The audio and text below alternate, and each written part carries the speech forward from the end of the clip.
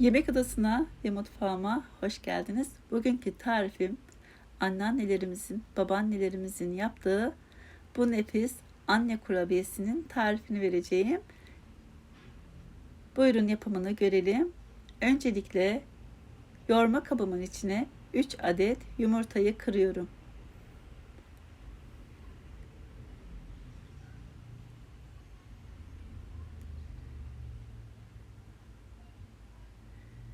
Evet, şimdi elimi yıkayıp geliyorum. 3 adet yumurtanın 1,5 adet sarısını üzeri için ayırmak istiyorum. Şöyle biraz daha almak istiyorum. Çünkü üzerine süreceğim. Evet, yarımı yeterli.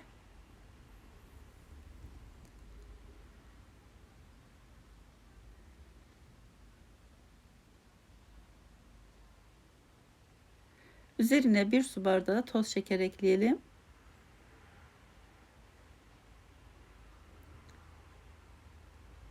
Önce güzelce karıştıralım.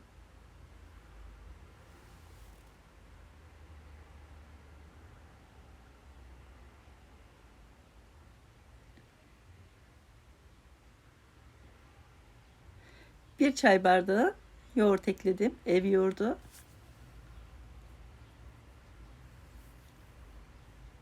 Karıştıralım. 1 su bardağından bir parmak kadar eksik zeytinyağı ekledim. Tereyağı da eritip kullanabilirsiniz veya çiçek yağı kullanabilirsiniz. Fark etmez. Güzelce karıştıralım.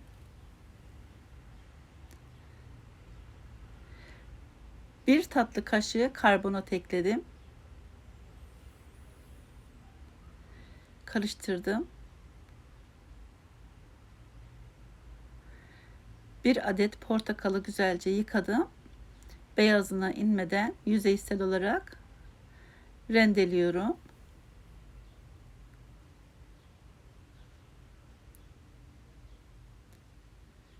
Çok güzel bir tat, koku, aroma veriyor. Portakalın kabuğu gerçekten çok nefis oluyor.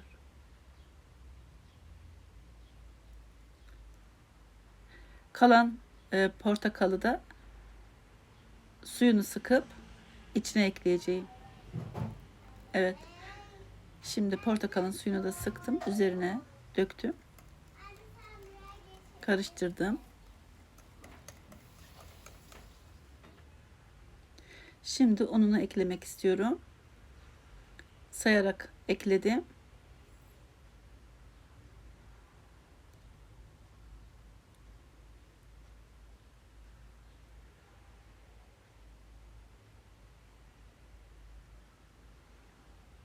Şu anda 5 su bardağı un ekledim. Üzerine bir paket kabartma tozunu ekliyorum. Bir pakette şekerli vanilini ekledim. Önce şöyle bir karıştırıyorum. Daha sonra elimle yoğurmaya devam edeceğim.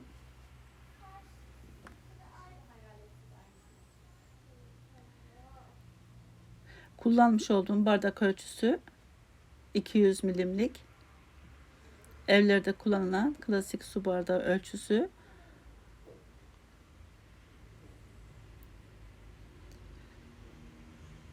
Çok yumuşak bir hamur olması gerekiyor. Sert olmamalı. O yüzden ununu kontrollü ekleyelim.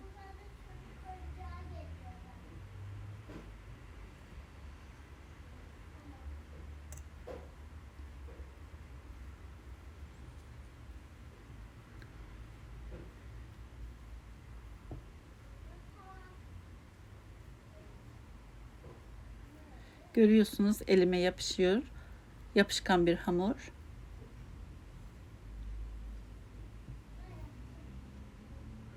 Evet. 5 su bardağı un kullandım. Yeterli geldi. Yapışkan bir hamur. Eğer elinize yapışmaya devam ederse elinizi yağlayarak şeklini verebilirsiniz. Elimle yumurta büyüklüğünde parçalar koparıyorum. Evet, elime yapışınca tekrar elimi yağlıyorum hafif. O şekilde devam ediyorum.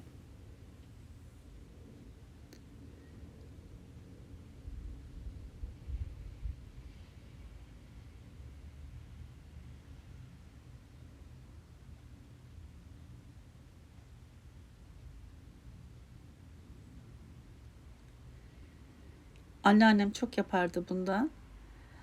İşte fındığını veya cevizini ben basacağım üzerine diye kardeşler arasında hep kavga ederdik. En güzel yeri üzerine ceviz veya fındık bastırmaktı. Şimdi ayırmış olduğum yumurtanın sarısını üzerine güzelce sürüyorum. Davul fırınlar olurdu eskiden. Onlar da pişirilirdi.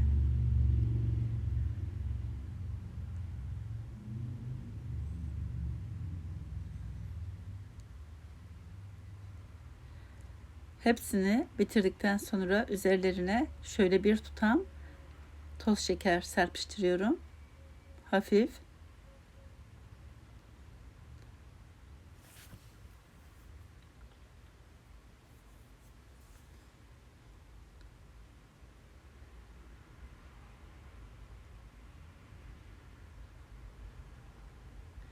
Şimdi en güzel yeri cevizlerini bastırmak. Fırınımı da bu arada açtım. 180 derecede fırını ısıtıyorum.